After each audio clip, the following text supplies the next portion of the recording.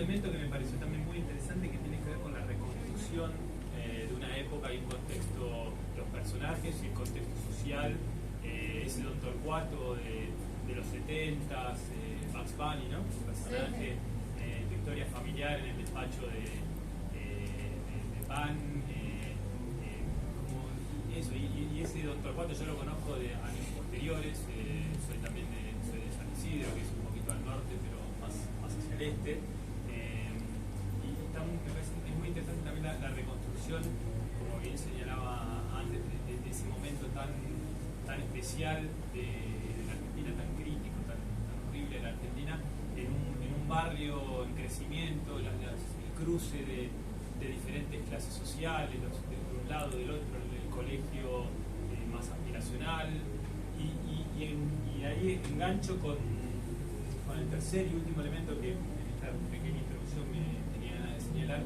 que me parece que es lo central y que define toda la construcción del texto, que tiene que ver con la mirada, con tu mirada, que está construida desde dos lugares, según como lo leí yo. Primero, específicamente cuando vos narrás a tu Sonia niña, esa mirada sobre el mundo de los adultos, un poco como retraída y viendo que había ese lugar de lo no dicho y muchas cosas que no cerraban. Y después, me parece que, o sea, porque esa es una Sonia de qué edad, 8 años, y me parece que es muy interesante cómo la misma narradora, que es una Sonia ya adulta, conserva esa mirada de cierta extrañeza, crítica, o sea, me parece que hay algo muy como que transpira el texto, que esa misma hay un momento que me parece muy lindo que vos que te vas a la vera de un riachuelo y a como pensar todos los acontecimientos que estaban ocurriendo trágicos alrededor de tu pequeño mundo de Don Torcuato,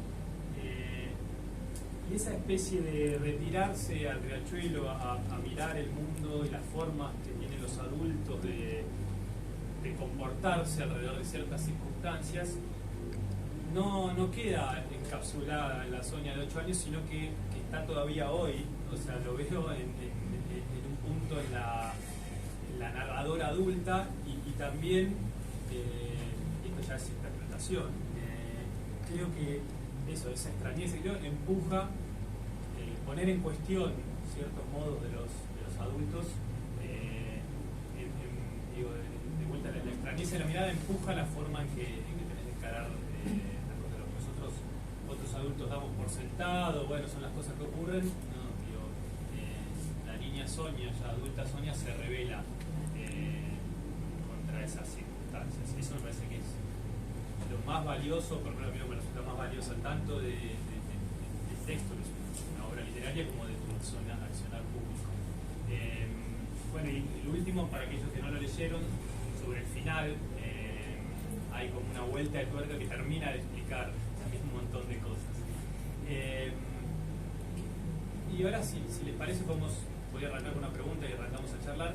Y era para vos, Sonia, a ver si vos sentís, o si esa construcción de esa chica de 8 años que se retiraba del riachuelo a escribir y a pensar y a mirar con extrañeza lo que ocurría, ¿cuál es la mirada que tenés hoy sobre eso? Y si ves una relación entre la forma en que narrás y encarás las cuestiones con aquella sensación de otredad que transmite aquella chica. Sí. Si hay una continuidad. Sí, totalmente. Gracias, primero gracias. Tremenda lectura. Sos psicoanalista, creo que. Madre psicóloga y mi hermana, pero está influenciado. Sí, y esa escena es una escena diaria, que yo me retiraba siempre a ese riachuelo a pensar mis cosas, a escribir, a hacer unos garabatos, a escribir sobre los cuadernos, algo que hacía siempre y que sigo haciendo hoy, digamos de diferentes maneras, no en un riachuelo, digo, pero en diferentes formas. Pero sí, lo que me pasó, que cuando estaba haciendo este recorrido, es este libro. A mí me costó muchísimo este libro porque primero lo encaré, bueno, primero al uno ya lo sabe, pero yo no lograba encontrar datos sobre este caso, ¿no? Que ahora lo voy a unir a Raúl en esto, porque fue muy importante, digamos, el encuentro con Raúl Torres. Yo empecé a escribir un libro sobre psicología. Mi interés era poder hablar de la voz de los niños y las niñas, esto que cuenta también Nicolás, cuando son vulnerados y lo que no se escucha. Y de alguna manera esa niña, digamos, del Riachuelo quedó como con un radar constante donde yo puedo detectar con bastante facilidad donde los adultos están vulnerando un derecho y los adultos no se dan cuenta. Es que está todo bien, digamos, está tratando bien al niño, que es algo que es natural que les pase eso a los chicos, ¿no? Ese radar siguió hasta hoy, creo que ya me va a acompañar para siempre. Entonces, cuando me encuentro encontrando tratando de trabajar este nuevo libro, me acuerdo del caso de esa niña asesinada. Yo no sabía el nombre para nada.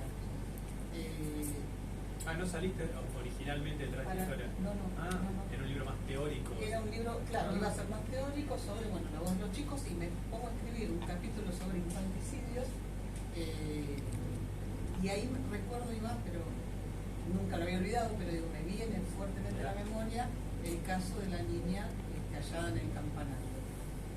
Bueno, yo no sabía el nombre, realmente no sabía nada. En ese tiempo, yo no me acuerdo si fue el caso de Telma Fardín, pero bueno, me invitan por esta actividad que tengo yo, pública, a Canal 13, a un programa de televisión, a hablar sobre violencia sexual. Ahí me encuentro con Raúl Torres, digo, porque así voy reuniendo, digamos, a todos en esta charla. Y charlamos acerca de la violencia sexual y esto, no sé qué, y todos los graphs de la televisión, que es todo rápido, y digo, uno tiene que decir todo muy rápido, nunca termina los conceptos, y me acerco a Raúl y le pregunto, le cuento, estoy investigando, porque ya ahí me había puesto a investigar, me había preguntado muchísimas personas, y nadie recordaba nada, ni mi propia madre, que estaba ahí cuando yo recibí la noticia del asesinato de esa nena. Entonces dije, bueno, estoy flasheando, de alguna manera esto me lo inventé, o es un recuerdo ocurridor, o algo pasa. Y entonces cuando le comento a Raúl, que no nos conocíamos personalmente, digo, yo lo veía en la televisión, claro, ese día, claro, yo lo veía en la televisión y decía, bueno, es una estrella. Digo, bueno, le voy a dar una estrella. Estrellado, quise. Entonces le digo, estoy tratando de investigar un caso de una niña que apareció ahorcada en el campanario, y él me dice, la niña del campanario. Me volvió el título del libro. Total. Me volvió el alma al cuerpo, y él se tenía que ir rápido, bueno, cambiamos los teléfonos, y ahí, bueno, después nos encontramos y largas charlas. Raúl todavía no leyó el libro, porque hoy se lo voy a dar. Claro, pero conozco la historia. Conoce la historia, pero bueno, nos encontramos y ahí empezó, digamos, me abrió una puerta, porque para mí fue impresionante, porque a partir de ahí primero creí en mí misma, una vez más, dije, bueno, y yo... Era cierto. Era cierto, y se abrió una puerta a una cantidad de testigos que después fueron apareciendo de a poco, porque supe como por dónde ir a buscar, ¿no? Logré finalmente, Raúl, vos te habías dicho... qué lástima, me dijiste ese día en el programa, que no sé, creo que solo lo puse en el libro. Qué lástima, no, sí lo puse. Sí lo puse. Qué lástima, hace poco tenía todos los apuntes. ¿Te acordás de eso? ¿Te acordás del crimen? Sí. ¿Ustedes saben qué? ¿Puedo un minuto? Sí, dale. Ustedes saben que es mi actividad profesional, les pasará a ustedes con las profesiones de cada uno. Le pasará a los médicos, le pasará a los psicólogos, que recuerdan a sus pacientes, etc. Ustedes saben que yo tengo una memoria bastante fidedigna sobre todos los crímenes en los que me tocó participar, desde lo que soy, un investigador forense, a través de mis canas me delatan la edad que tengo, ¿verdad? Yo cuando fui ese hecho, ya para que vayan sumando y restando, tenía 21 años, para que vayan sumando y restando años y edad. Yo tengo ahora 68 años, así les evito los cálculos. Y miren, el sábado estaba dando una clase en la facultad y no sé por qué salió el tema, y recordé automáticamente dos mujeres que murieron contemporáneamente en Villas de Sey, una en Urlingan, otra, y me acordé que una se llamaba Tomasa. Murieron el 1 de enero a las 01, las dos al mismo tiempo, en lugares distintos, en hechos diferentes. Una se llamaba Ana Villarchao de Arango, la otra se llamaba Tomasa Canario, y me acordé los nombres. Eso me pasa habitualmente en los casos que me ha tocado investigar. ¿Saben que con la nena del campanario no me ocurría esto? Lo tenía en una bolsa de recuerdos ocultos. ¿Y saben por qué pasaba eso? La frustración que llega cuando uno no puede avanzar en una investigación criminal. Uno se encuentra con una pared. No voy a contar la historia porque Sonia la ha volcado en el libro, pero es realmente demoníaca. Algunos aspectos de esta historia tienen que ver con la convulsión política y social de la República Argentina por aquellos años, como decían presidente. Y entonces yo tenía como una frustración tremenda con el hecho, pero la imagen de esa nena la tengo como un registro fotográfico en la mente. Antes de venir para acá, me tomé un café en la otra cuadra, porque yo vengo con una costumbre muy estructurada con los horarios, ¿no? Yo llego siempre media hora antes, entonces siempre me fui a tomar un café y leí el caso de este chiquito de Lucy. Tremendo, ¿verdad? Y yo estoy en un chat con médicos, alumnos míos, que estudian la carrera de medicina legal, y volcaron. El forense no vio ningún caso de estos en sus 24 años. Yo le decía, qué suerte que tiene ese forense, que siga en La Pampa, porque acá en el Gran Buenos Aires hechos de estos hay todos los días. Todos los días. Y quiero mencionar dos cositas más y ya la dejo hablar a Sonia. El otro día, nos acordamos hoy del chiquito de La Pampa. Los otros días otro niño murió producto de una exacerbada mala actuación policial, hecho que todos ustedes conocen, ¿verdad? Otro niño también. Y cotidianamente nos encontramos con chiquitos que pasan por las cosas imaginables y las inimaginables también, como dijo Jorge Aulicino, dice, la realidad supera la más retorcida de las ficciones, ¿verdad? Y entonces, yo que conozco la lucha de Sonia en su trabajo cotidiano, en Aralma, etcétera, etcétera, yo creo que lo más importante de este caso es que esta niña, ella la trajo de nuevo a la vida y no la vamos a olvidar. Porque de estos chiquitos probablemente, como sociedad, en unos días no hablemos más. No hablemos ni del chiquito de La Pampa, ni del chiquito este que murió a manos de ese exabrupto policial, etcétera. Ya no vamos a hablar. Pero esta nena va a quedar para siempre como la nena del campanario en este libro, ¿no? Eso quería decir. Gracias. Y felicitaciones por el libro. ¿Sabes, Sonia, que a mí, hablando de lo que hablaba Raúl de este trabajo que hiciste para recuperar la memoria de esta chica, me sorprendía el silencio tan así pesado que vos marcás en el contexto donde esta chica murió, ¿no? En su cuarto, en su familia. Y me intrigaba de qué está hecho, o sea, ¿qué es? O sea, ¿por qué? O sea, porque por lo general hay una... ¿Qué se te ocurre a vos que puede ser? ¿Por qué tanto secreto, tanto no dicho alrededor de este caso? Sí. Yo creo que hubo una táctica y una estrategia primero de la Iglesia para tapar, digamos, para encubrir el crimen. En principio, cuando yo me encontraba con los testigos, todos me decían, sí, el asesinato de la nena. Entonces yo, que ya había accedido, digamos, a algunos datos, bueno, a Raúl y después a algo del archivo, algo que quedó del archivo, sabía que era una violación, pero nadie en cuanto el cuarto, pero ninguno de los testigos sabía que había habido una violación, porque se hizo toda una operación muy impresionante para decirle a la gente que, bueno, alguien había venido desde afuera y había asesinado a una niña adentro de la iglesia, digo, que ya es espeluznante en todos los sentidos. Pero le habían sacado, digamos, la cuota de lo sexual, la violación.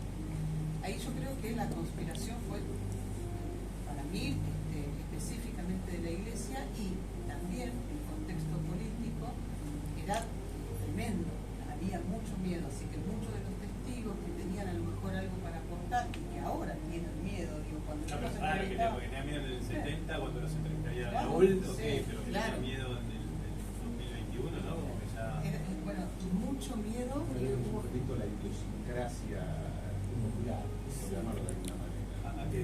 A que la gente hay recuerdos que quedan en la memoria colectiva y son imborrables.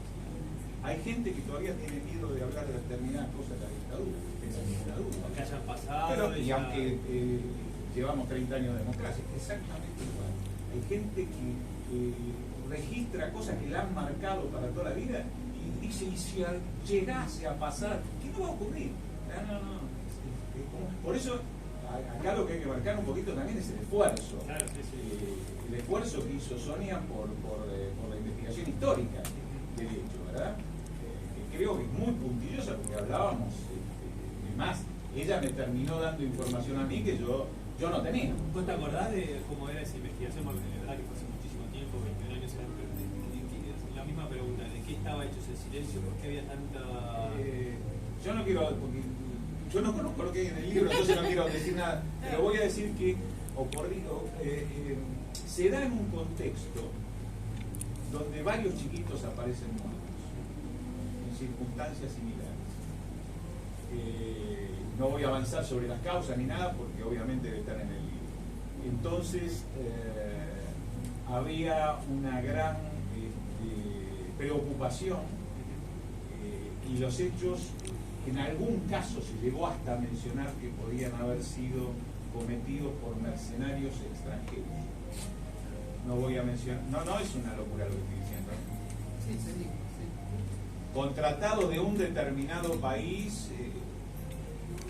esos famosos antagonismos que vivimos en este país, que vivimos desde 1810, Sociedad de Paz, ahora lo llamamos grieta, pero en este país se viven estas cosas desde 1810, ¿verdad?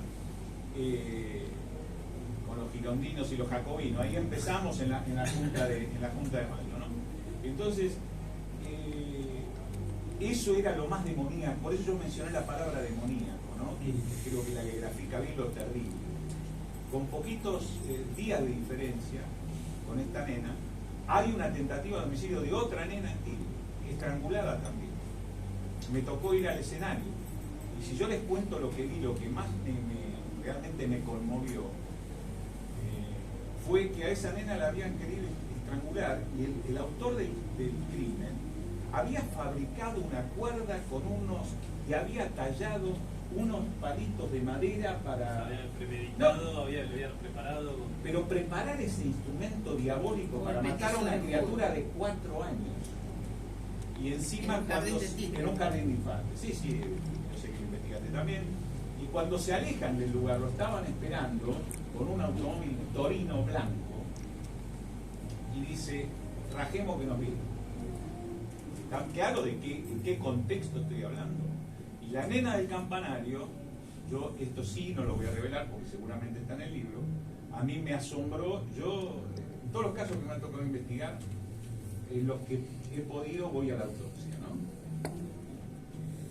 Porque el equipo forense es todos, no es uno.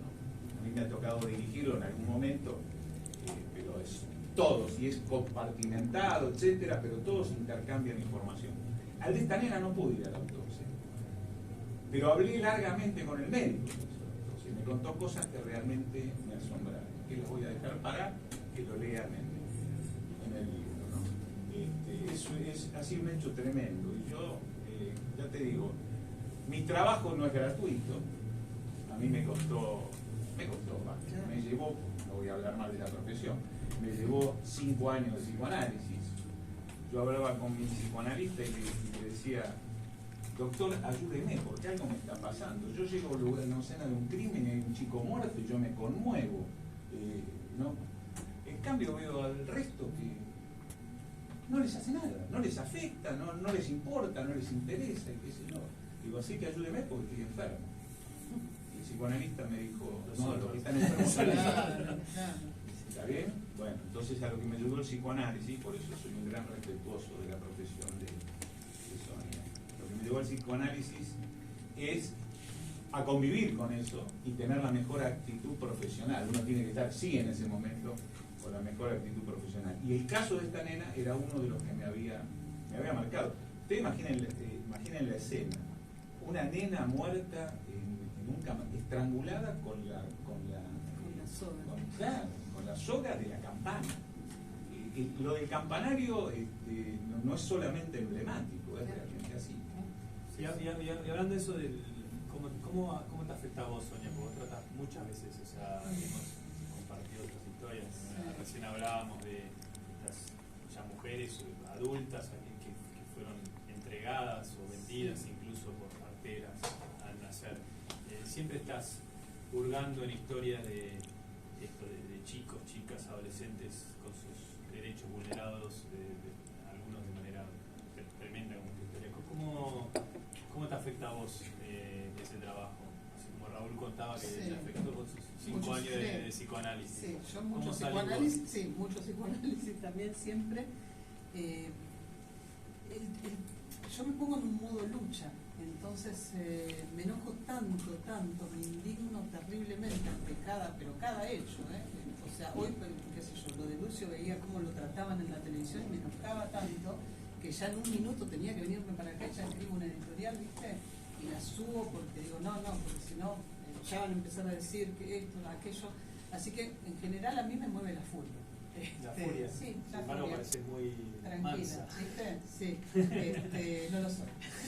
Bueno saberlo.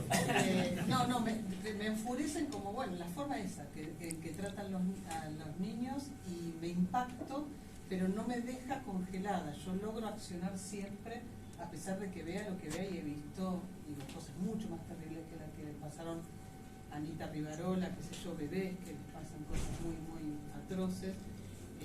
Entonces digo, ante eso yo lo que hago es como ponerme a trabajar.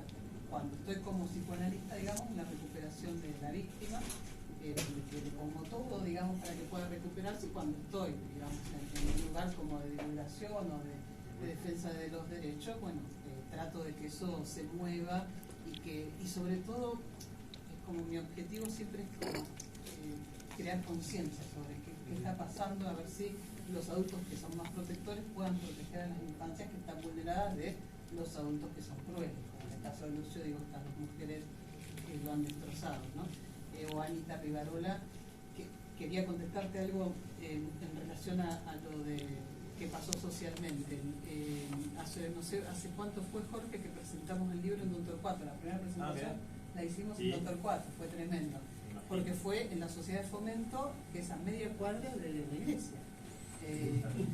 Fue todo un acto simbólico que quisimos hacer con Jorge Curcio, y bueno, fue mucha gente, la verdad es que, y ahí yo noté algo que me imaginaba, pero no sé si tanto, me imaginaba por la cantidad de testigos que estuve entrevistando, el trauma social. Yo digo que a lo mejor esa dimensión yo no la trabajé tanto, ¿no? Y tendría que hacer un anexo, pensaba el otro día sobre eso, el trauma social, el que quedó en Don Torcuato, todos los que fueron, o sus compañeros, o las maestras, o gente, digamos, de buena voluntad, gente buena, que estuvo allí, estaban desesperados por, primero, leer esa historia, saber, y todos me escribían por Instagram, por acá, se sabe quién es el culpable, se sabe, claro, como, bueno, como que una cosa irresuelta. Claro, terrible, y silenciada, todos callados. Y habían callado tanto a la población, los curas, yendo a las casas. ¿Por qué? Por lo que decimos de miedo del contexto político. Miedo porque torturaban, porque ya los militares empezaron a torturar. Miedo la iglesia ayudaba mucho a las familias más vulnerables, y lo sigue haciendo, digamos, así que había un acallamiento, represalia de la iglesia, quedar afuera de la comunidad. Entonces rápidamente, ¿viste? Se iba, bueno, discriminando a la gente que quería decir algo. Spoileé una partecita para los que no leyeron, bueno, los colectiveros que lucharon fuerte en un momento. Porque el padre de la chica era colectivero, ¿no? El padre de la niña, sí, asesinada, era colectivero, así que sus compañeros en un momento trataron de luchar, y sobre la ruta 202, que es como la avenida principal de Don Torcuato, pusieron carteles, ¿no? Hasta amenazaron con que iban a hacer algo si no aparecía el culpable. Y vos, con cualquier testigo que hablas, digamos, de Don Torcuato, que no es colectivero, te dicen, no, pero los que hicieron todo el día eran los colectiveros. Claro. ¿Qué culpa? No, pero ellos no tenían razón, querían nada más hacer un boicot sobre esto. Con lo cual, cualquiera que hablaba o alzaba la voz era silenciado, porque el poder de la iglesia, por lo menos en ese momento, era tremendo, tremendo. Esta congregación, los Pías San Cayetano, habían hecho de todo, habían copado, digamos, no solo Don Torcuato, digo, un montón de lugares, Y la alianza con el ejército era muy impresionante. Bueno, el Campo de Mayo, muy pocos metros, digamos, de ahí, estaba, digamos, la mayor maternidad clandestina, donde se han apropiado de tantos y tantos bebés, así que digo, todo el contexto era mejor cállate porque podés morir. Muchos de los testigos dicen, no, mi hermano sabía algo, pero mejor se quedó allá o no vino porque tenía miedo de que los militares o que los torturara la misma policía en ese momento, que había algo gris ahí, ¿no? Sin embargo, vos elegiste no callarte y contar esa historia. ¿Esa incomodidad ya la sentías a los 8 años? O sea, y vuelvo a la imagen de la niña retraída, ¿ya notaba o por la reconstrucción que puedes hacer de tu Sonia de entonces? Sí. ¿Vos sentías ya o intuías que había algo Sí. en ese no hablar de esta chica Sí. que no estaba bien? Yo estaba siempre esperando que me contaran algo de qué había pasado con la nenita, quién la había matado, eso, estaba siempre esperando eso. Y a mí me obligaron a tomar la comunión. Soy atea, digo, aclaro eso porque, bueno, me obligaron. En ese momento no era atea, creía en Dios un poco, como que estaba ahí, ¿viste? Y entonces, claro, la comunión yo tenía que ir los domingos a la iglesia de San Marcelo y tenía que caminar unas cuadras de mi casa por un lugar que se llama el Hindu Club, que es todo como un lugar por adentro, y llegar a la iglesia. Iba totalmente aterrorizada porque pensaba que en cualquier momento yo llegaba a la iglesia y me iban a matar, porque si mataban a las nenas. Y no se sabía la violación. En mi casa, que había una cosa muy fuerte política, que se hablaba, digamos, de qué pasaba con Montonero, con los milicos, en mi casa se hablaba bastante de política, teníamos a Perón y a Rosas en el living, así que digo, se hablaba fuerte de política. Nosotros teníamos una idea de qué estaba pasando en el país, porque mi viejo hablaba de eso, digo, lo ponía bastante sobre la mesa. Así que yo le tenía miedo a los militares, miedo a los curas, era todo miedo. Pésimo lugar en nuestro cuarto, digamos, era terrible. Y finalmente mi papá nos llevó, digo porque está mi hermano por acá y fue también para allá, pero no, me llevó a Córdoba a tomar la comunión. Yo ese día tomé la comunión y salí de la iglesia y dije, yo no creo más en Dios. Pero no la tomaste ahí. No la tomé en San Marcelo, pero eso por una decisión de mi viejo, que él era cordobés y quería que la tome en la capilla de no sé qué, donde él había nacido y eso. Pero sí me acuerdo muchísimo de haber salido ese día de tomar la comunión y decir, yo no creo más en Dios. Pero tiene que ver con otras cosas que también... Y sin embargo ahí en el libro, y volvés a esa iglesia ya en adulta. Sí, sí. Y ahí cómo fue. Me pareció aterrador porque vi los chicos sueltos yendo y viniendo. Saludamos fui con mi marido, con Pablo, y saludamos al cura. El cura se nos vino a saludar y yo dije, oh Dios, esta gente, claro, ¿qué pasa? Porque pensaba, ¿cómo hay una placa de la nena en la entrada de la iglesia? Que es bastante aterrador. O sea, el primer año le pusieron una placa y después nunca más. Entonces ¿qué pasó si nunca investigaron? Yo lo llamé al colegio, lo llamé y tampoco me quisieron. ¿Cuál era la contar. posición de ellos? No, pasó hace muchos años, no hay nadie que pueda hablar de eso. Finalmente yo encuentro otras personas, ¿no? Autoridades que hablan, pero en el momento que cierran las puertas, y yo pensé, bueno, es lo mismo que pasaba antes, ¿no? Porque acá, la nena murió y a la semana se hizo el Día de la Madre.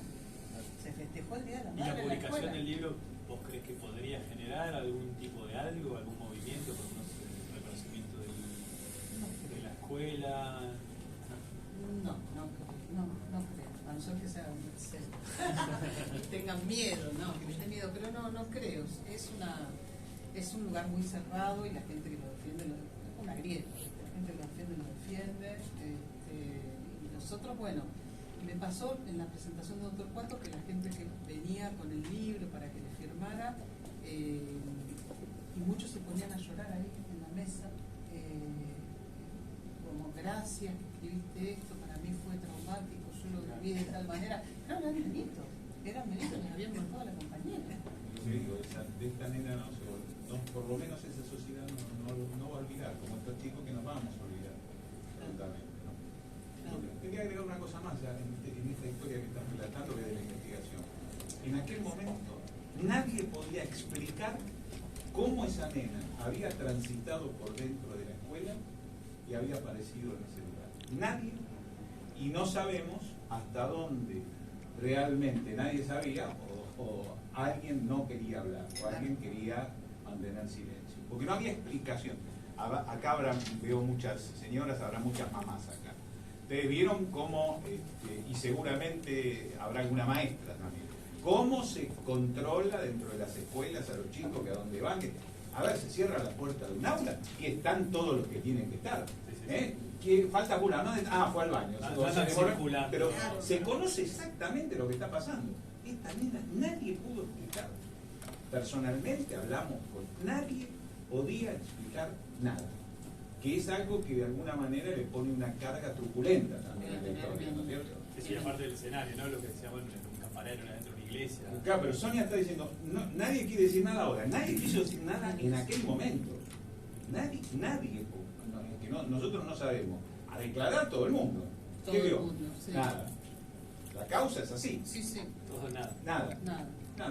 Nadie podía explicar que, es más, la nena no tenía posibilidad de estar en ese lugar. Ahora, pasemos al flanco opuesto, el criminal o los criminales, no sabemos.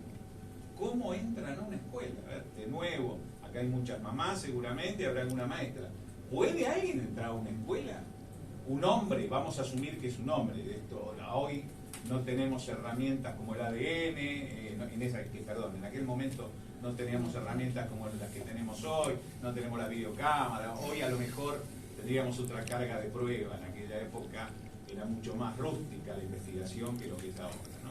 Pero un hombre puede entrar a una escuela. Sí, para pasar inadvertido, que nadie lo recuerde, que nadie lo oye. No, que la figura de un hombre dentro, moviéndose en una escuela es impensable.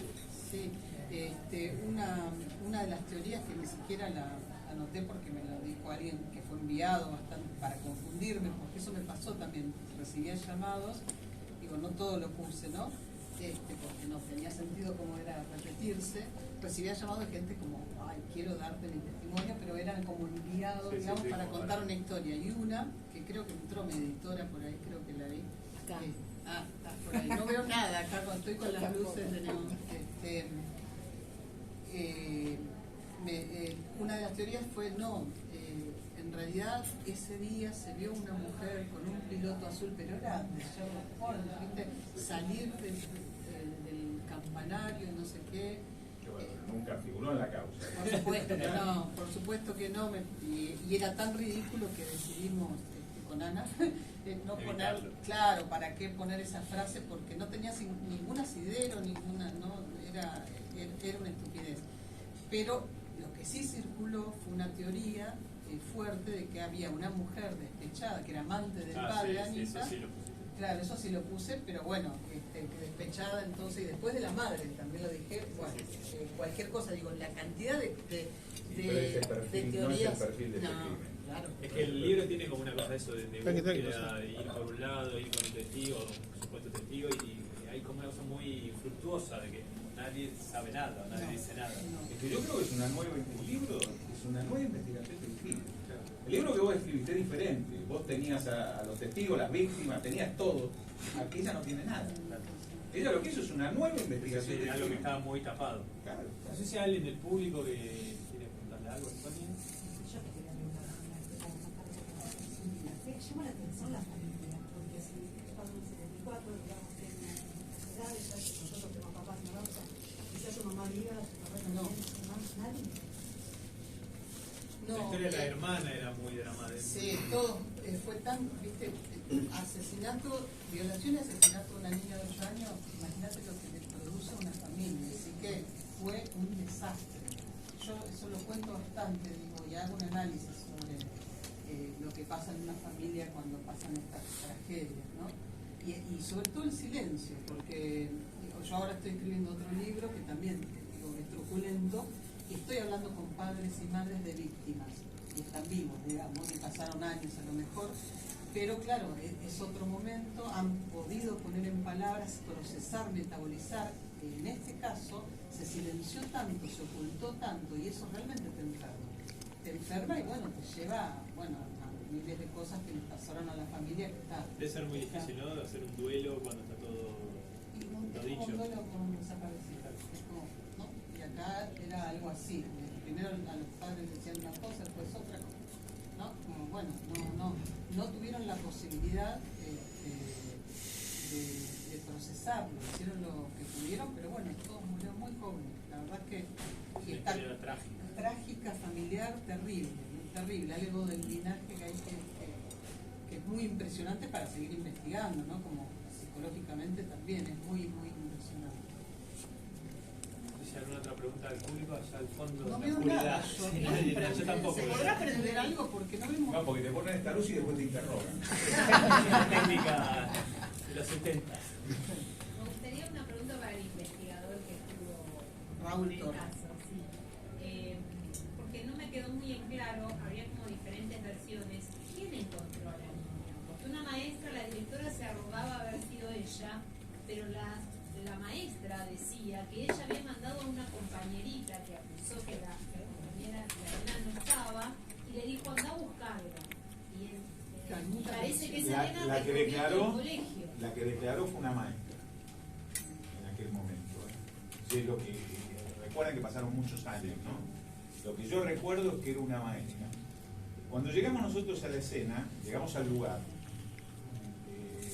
estaba la policía de Torcuato, ¿no? Torcuato, que era un destacamento en esa época. Imagínense lo que es un destacamento. El destacamento son 4 policías. No es la concepción que tenemos nosotros de una comisaría ahora, que hay un montón de despliegues, y estaba ese destacamento y nada más. Bueno, llegamos nosotros y la información nos la da la policía. Había un oficial que se llamaba Oscar Aníbal Arce. ¿Ven que tengo memoria? Ese lo puse. Médico Enrique Ricardo Ramos se llamaba el médico. Primero y segundo nombre. Mucho detalle.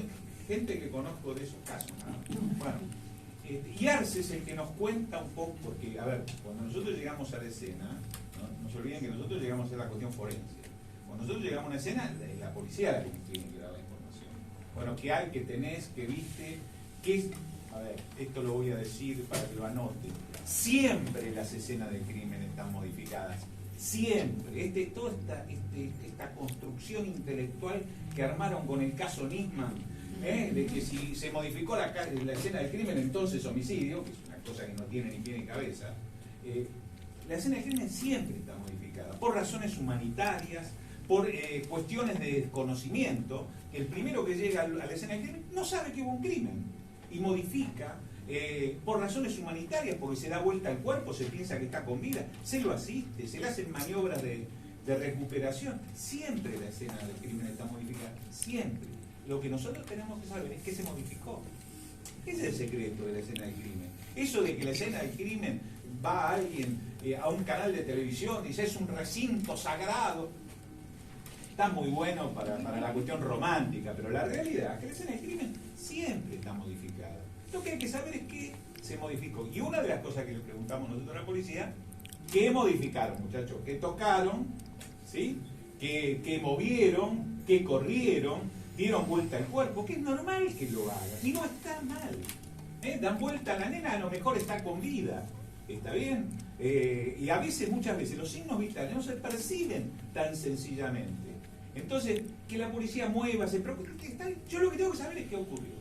Y entre las cosas le preguntamos, ¿quién la encontró? Y yo recuerdo que lo que nos dijeron en aquel momento que una maestra.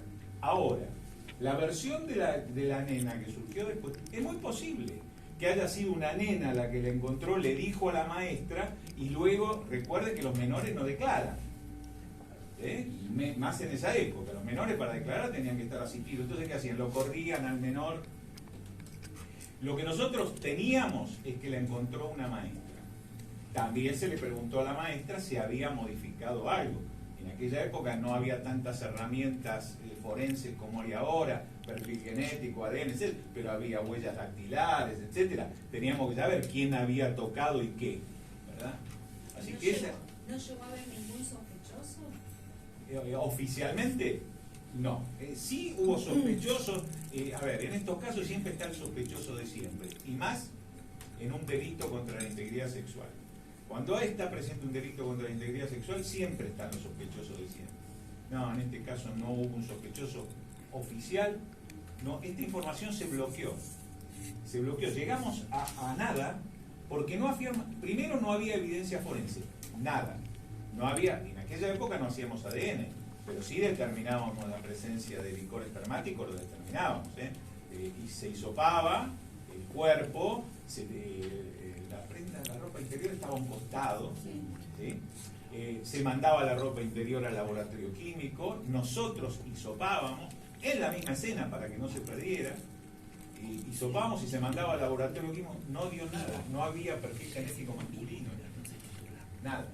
Es más, al médico le sorprende, yo a lo mejor entro en detalles que son desagradables y no sé si esto está bien o está mal, ¿no? Sí, bueno, perdónenme si ofendo a alguien con esto, pero cuando hay un delito contra la integridad sexual, los médicos investigan 3 grupos lesionales concretos: lesiones extragenitales, lesiones genitales y lesiones paragenitales. En un delito contra la integridad sexual, digamos, de manual, uno encuentra los 3 grupos lesionales. Genitales son en los genitales, propiamente dicho. Paragenitales son alrededor, en las piernas, etcétera. El criminal fuerza a la víctima, le toma las piernas, etcétera. Existen digitopunturas. Las extragenitales son en los pechos o en el rostro, etcétera, etcétera. Esta nena tenía solamente lesiones genitales. No tenía ni paragenitales ni extragenitales. Y el médico que hizo la autopsia, bueno, pero no quiero avanzar más. Sí, no, está bien. Y, perdón, ¿los curas fueron interrogados en ese momento, Torre? De los perdón, primeros si que... llegué tarde, pero llegué tarde. Total, estamos en confianza, salvo lo que me están grabando. Lo primero que pensamos nosotros, ¿qué creen que pensamos nosotros? Lo primero que pensamos,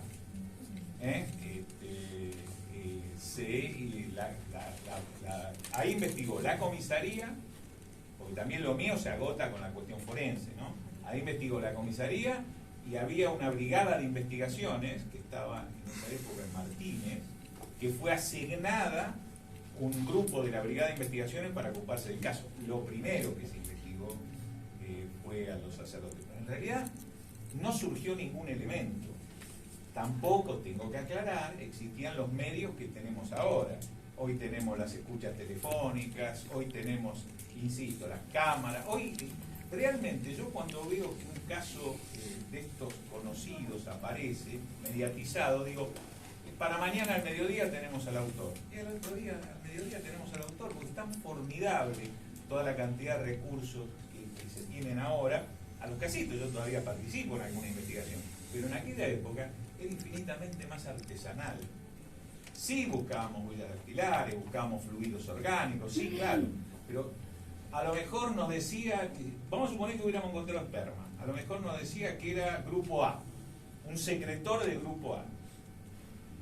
Pero muchas veces el individuo era no secretor, así que podía ser A, B, 0, ¿está bien? Hoy en día no, tenemos el DNI en la mancha de esperma que encontramos. Y hoy en día además tenemos la microscopía electrónica de barrido, tenemos el PCR. Hoy en día la muestra que tenemos que lograr es del tamaño de la cabeza de un alfiler. En aquella época había que mandar al laboratorio químico, insisto, un hisopo, más de un hisopo, etcétera, etcétera. Eso también conspiró en contra de este hecho. Y voy a explicar por qué. Este tipo de hechos, generalmente la prueba forense era fundamental. En el delito contra la integridad sexual ni hablar. La prueba forense era fundamental. Por eso la prueba forense en este caso, que es lo que de nuevo hace complicada la investigación, fue contradictoria. Pero bueno, lean el libro. Pero todos tenían coartada, digamos, todos estaban almorzando, estaban durmiendo la siesta, porque nosotros en el libro, Esa es la claro, editora. eso lo vimos, claro. A Tenían un nadie horario se de lo- almuerzo, no te tenían vemos, un horario de Ah. siesta, Estamos circulaban con por vos, determinados espacios de la escuela. O sea, cuando usted dijo que no había un sospechoso, había delito sexual, pero no había un sospechoso próximo. Y sí lo había, porque había muchos varones cercanos, diácono, curas, rector. Pero sí, pero yo te voy a recordar un caso famoso para hacer una analogía, porque no quiero hablar de este. Es el caso de Jimena Hernández. Lo recordarán seguramente. Sí. Jimena Hernández dio positivo para fosfatasa ácida. Y la mallita dio, para los que no, y me imagino que la mayoría no son forenses, la fosfatasa ácida prostática se encuentra exclusivamente en el esperma humano. Dos químicos alemanes, Kutacher y Wohlbuch, allá por 1945, determinaron que de las enzimas orgánicas que todos tenemos en la saliva, en el flujo, en la sangre, cualquier fluido orgánico tiene una concentración de fosfatasa ácida. Pero el esperma masculino tiene una concentración infinitamente superior. Eso se mide en unidades King-Armstrong. Entonces, por ejemplo, la saliva tiene 8 unidades King-Armstrong. Vamos a suponer el flujo tiene 14 unidades King-Armstrong. El esperma, 75 unidades King-Armstrong. Entonces, cuando nosotros encontramos una muestra que tiene 75 unidades King-Armstrong, decimos esperma. ¿Esto por qué se hizo? Porque hay individuos que son azospérmicos u oligospérmicos, porque lo que determinaba la presencia de esperma en una investigación forense era encontrar un espermatozoide completo. ¿Sí? El bioquímico, ¿pero qué pasa con un individuo que es azospérmico, que no tiene espermatozoide? O oligospérmico, que los espermatozoides no pueden ser identificados. Se determinaba por la fosfatasa ácida. Y Mera Hernández, la mallita, da una alta concentración de fosfatasa ácida. Paralelamente, en Bahía Blanca, Tres Arroyos particularmente, se produce la muerte de otra nena, casi contemporánea, llamada Nair Mustafa. ¿Sí? También se le encuentra en la malla a Nair una altísima concentración de fosfatasa ácida. Y ahora voy a contestar la pregunta. Cuando se investiga, la Universidad de Massachusetts determina que en las piletas de natación vive un bichito que tiene 75 unidades King-Armstrong de fosfatasa ácida. O sea que todas las mallas de las personas... Ninguna de las dos nenas, la investigación histórica, yo, es compañero mío en la facultad, que fue juez de la causa, que inclusive le quisieron hacer juicio político, etc. Ninguna de las dos nenas, Nair ni Jimena, hay una sola prueba directa que indique que es un delito contra la integridad sexual. Luego, todos los hombres que estaban trabajando en el colegio de los Sagrado Corazón, donde murió Jimena Hernández, aclaro que no es una causa mía, pero yo investigo otras causas que no me corresponden porque yo escribo también, yo escribí 7 libros ya, ¿no? Lo que pasa es que no son libros... No son para leer de noche eso. No. Es más, no son para leer de día también, sino que son libros técnicos, no es un libro de un relato de investigación como el que hizo Sonia. Esto tiene mucho más valor, lo mío es mucho más técnico. Entonces, lo que les quería decir, todos los hombres, porque yo sí lo investigué, eran como 10, todos terminaron con conflictos interpersonales, de pareja, segregados socialmente, etcétera, y alguno fue hasta señalado como el autor del crimen, que yo en lo personal creo que nunca existió. Crimen que nunca existió. ¿Vos pensás que se ahogó? Yo no tengo duda. Los forenses que hicieron la autopsia dicen que la nena hizo un paro cardíaco llegando al fondo de la pileta. ¿Está bien? Hizo una muerte súbita. Porque me escribió alguien para que investigara ese caso. Entonces, bueno, adelante, capaz que descubrís algo que yo no pude. Mirá, hay una periodista, falleció, pobrecita, una monada, ¿cómo se llama esta chica? La página 2. Investigó el caso, no me puedo acordar el nombre ahora, tengo la imagen acá, que escribió un libro sobre Bernardo Neusta que se llamaba Querido Bernardo. Para acá, a ver si alguien se acuerda quién es ella. Claro, era el marido de ella es un periodista o el novio, era Walter Bugar, periodista que es muy conocido para hablar de internacionales. Claudia Seltzer, ya me acordé. Claudia Seltzer fue la que más investigó el caso. Murió de cáncer, pobrecita. Ella se expatrió, se fue a México, qué sé yo, volvió, trabajaba en Página 12 y creo que fue un cáncer. Bueno, con ella investigamos, yo desde lo forense, y ella investigó periodísticamente el caso de Jimena. Y ahí es una verdadera locura lo que se hizo.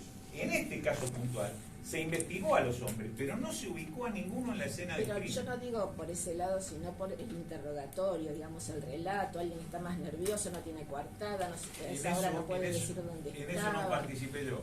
En eso claro, participó la policía. Esa era la parte importante que me parece que la policía pasó por algo. En eso, lo digo yo. No lo comprometo. No, a esta altura, sí, el que no está muerto, qué sé yo dónde está. No, pero el tema es otro. Mire, yo he estado en la policía, yo soy funcionario policial. Estuve toda mi vida desde que egresé en el área de policía científica, toda mi vida, sigo estando. De hecho, todavía me convocan fiscales, etcétera. Miren que la policía se toma muy a pecho los delitos contra la integridad sexual, y más de una criatura.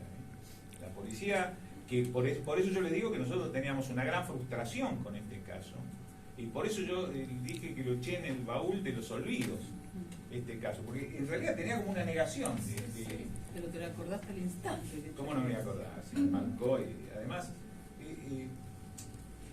uno ve una escena de crimen como esta, y a la noche, en la vigilia, esa vigilia antes de conciliar el sueño, a uno le vienen las imágenes de la escena de crimen, más a nosotros que estamos muy entrenados en la observación, y uno está viendo a ver si se olvidó algo, y eso pasa generalmente muchas noches, y cuando es un crimen como este, pasó en otros, particularmente con chicos víctimas, uno siente culpa si no puede avanzar en la investigación. Claro.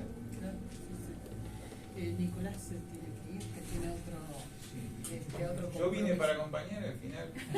No, pero muy interesante. Gracias, Raúl. Bueno, va a haber música ahora, ¿no? Como Sí, para ahora cambiar un poquito sí. y espejo itinerante. Así que bueno, gracias Nico, gracias Raúl. No, gracias por acompañarnos. invitarnos, Sonia, No.